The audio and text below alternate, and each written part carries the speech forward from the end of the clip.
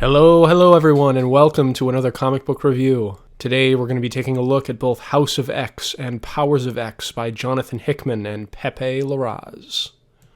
These two miniseries are one interlocking story that has a very specific reading order, so if you're interested in checking out this one in digital format like I did, I'll post the reading order in the description for you. If you buy the hardcover edition that's out now, I believe the 12 issues are printed in the correct reading order, so you won't have to worry about that. Before I begin the review, I'd also like to say that I'm going to spoil many of the plot points of this book because it's sort of impossible to talk about the story without doing so. So, if you're sensitive to such things, go read House of X and Powers of X first, and then come back afterwards. If not, then I thank you for continuing to watch. So, for those that don't know, this story is the first arc of Jonathan Hickman's run on the X-Men, which, judging by this story, could last for many, many years. The plot begins with the revelation that Moira McTaggart, a long-term love interest of Professor Xavier, of course, is in fact a mutant and has been this entire time. Hickman reveals that Moira's power is reincarnation.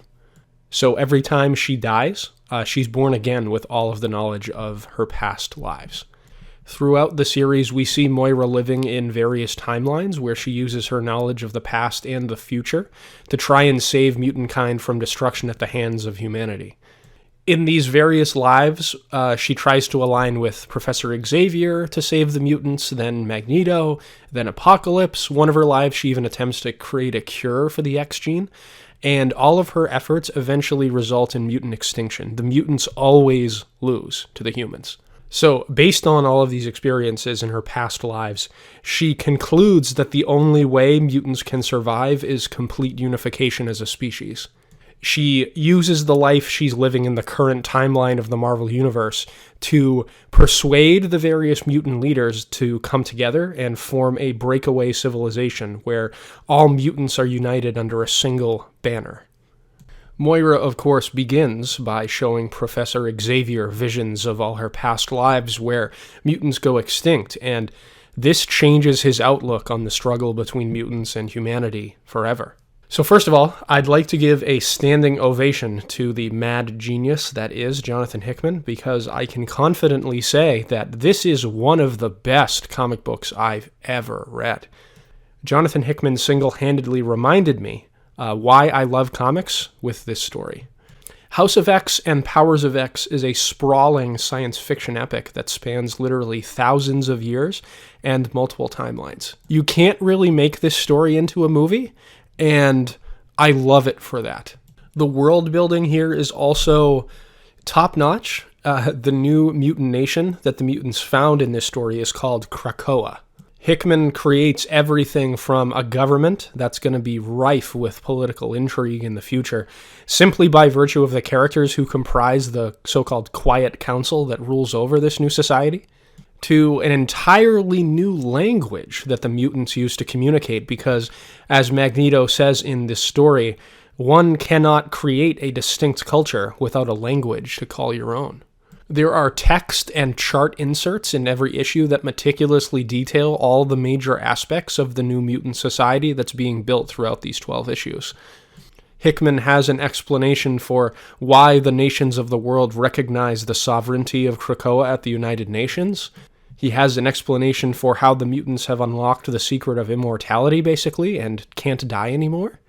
You can tell that years and years of planning went into the creation of this story, and it pays off because it's absolutely fascinating. It's also a fitting direction to take the X-Men, in my opinion, because the X-Men have always been the most political of all the Marvel heroes.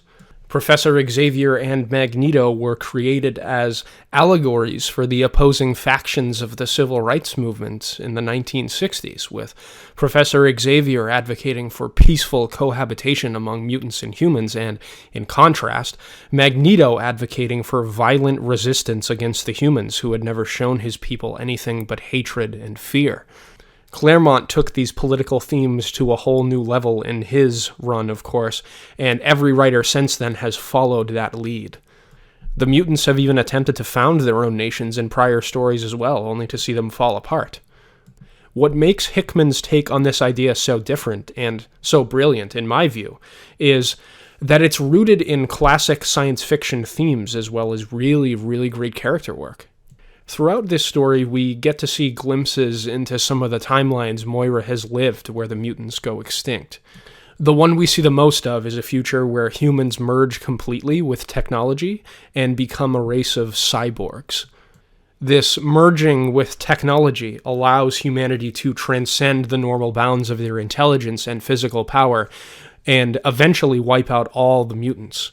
The future we see is kind of horrifying, not just because we see the mutants go extinct, but also because humanity as a species eventually becomes something distinctly inhuman.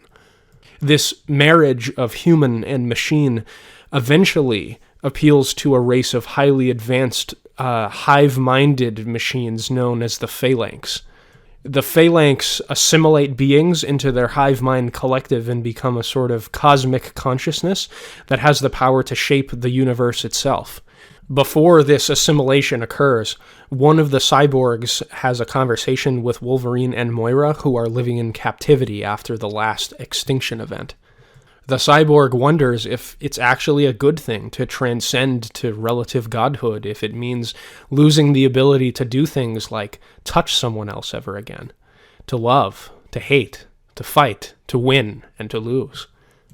The ultimate question he sort of gets at in this scene is attaining godhood worth sacrificing your basic humanity in the process?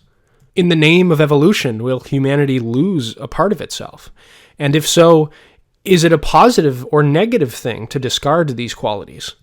Will humanity's drive for advancement be the instrument of its own destruction, or will we ascend to be something better? These are, of course, questions asked by most of the great works of science fiction, and Hickman explores them throughout this story through the lens of both the humans and the mutants. Seeing humanity evolve into a somewhat horrifying race of cyborgs is juxtaposed with Magneto and many of the other mutants in the present, referring to themselves as the new gods of Earth in conversations with human government officials. The story gives the reader a lot of things to think about, and it isn't preachy. It's simply what science fiction has always been at its best: food for the thoughts of the curious. And, I couldn't be happier about that. The story is not entirely plot or theme driven either, which is what makes it that much more effective in my view. Charles Xavier is a very interesting character to me, and presumably most of the other people who are X-Men fans, because he's extremely optimistic and genuinely cares for other people. He has a really big heart. However, he does have a bit of a superiority complex simply because of the power he wields. In prior stories, we've seen that Xavier is not above using his telepathy to influence other people, read their thoughts, etc., if he believes that it's in the service of the greater good.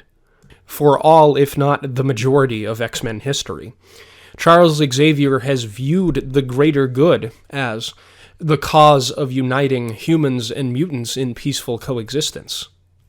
This story asks the question, what happens if Xavier comes to believe that his dream is too naive?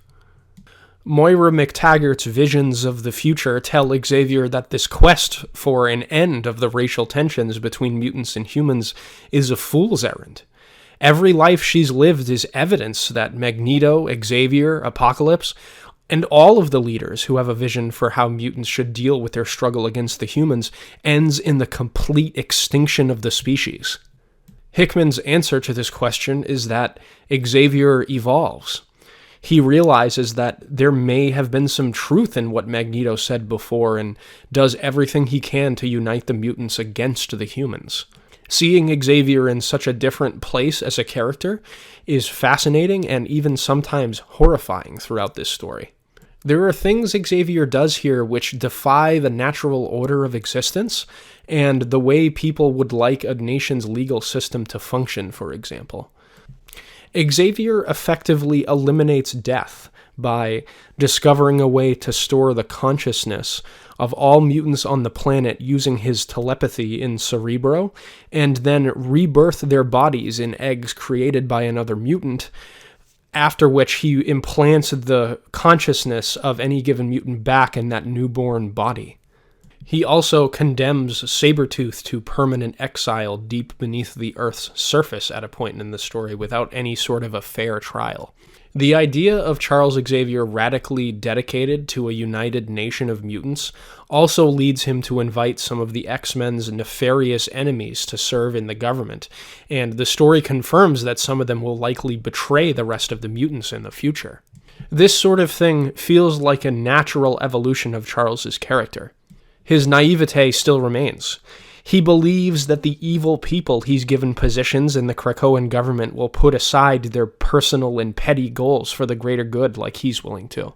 He's willing to bend the rules of traditional morality to further his goals, like eliminating death as a possibility for his people. The only thing that's really changed about Charles is what he views as this greater good, and that change in the status quo for the character is absolutely fascinating. All of the other characters in the story get their moments to shine as well. Magneto, Cyclops, Emma Frost, and Apocalypse were the other standouts for me personally, probably just because I love those characters. But still, Hickman does a superb job of incorporating an absurdly large cast of characters into this story, making them feel distinct, and giving each of them great bits of dialogue and epic character moments. This honestly feels like the book Jonathan Hickman was born to write, and I'm just happy to be along for the ride. Pepe Larraz's art is also spectacular in this book. He gets to draw insane science fiction-y X-Men things like a mother mold head suspended in space over the sun, and excels on every page. I also couldn't believe that Larraz was able to give a distinct facial look to every single character in the story, but he does, and it's absolutely incredible. I'm also not sure whose choice it was regarding the costumes in this story, but everyone seems to be wearing the absolute best version of their costume from the various eras of X-Men history here, and the new designs that Larraz brings to the table here, like Professor Xavier with his Cerebro helmet thing, are absolutely spectacular. Overall, I can't say enough good things about House of X and Powers of X. If you haven't read it yet, please do.